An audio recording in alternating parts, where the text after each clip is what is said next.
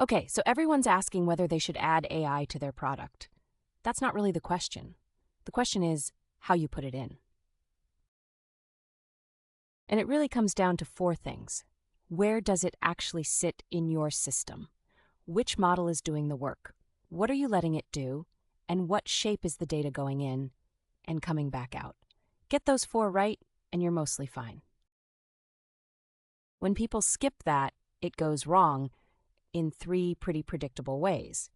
You ask the same thing twice and get two different answers. It quietly does something expensive that you didn't ask for.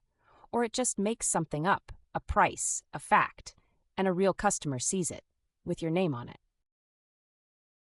So, first one, where it sits. If it's off to the side making suggestions, a person still checks the work. But the moment you move it into the middle, everything after it just trusts whatever it says. Same model, completely different risk. Both are fine, by the way, they're just not the same job. Next, which model? There's this habit of reaching for the biggest, smartest one for everything. But most jobs don't need it. Sorting an email into a category is not the same as writing the reply. You're just paying more to do the easy stuff. Then, what's it actually allowed to touch? Reading something is very different from doing something. So before you let it act on its own, picture the worst version of it being confidently wrong. Then remember, it's going to run 1,000 times a day, not once. And this is the big one. Don't just hand it whatever the user typed and hope for the best.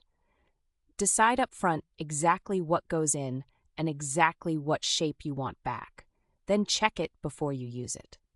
That's the difference between something you can actually test and something you're just crossing your fingers about. It's boring.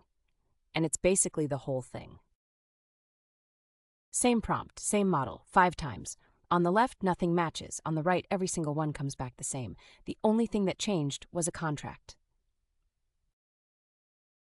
That's the part we build, not just the prompt, the guardrails around it.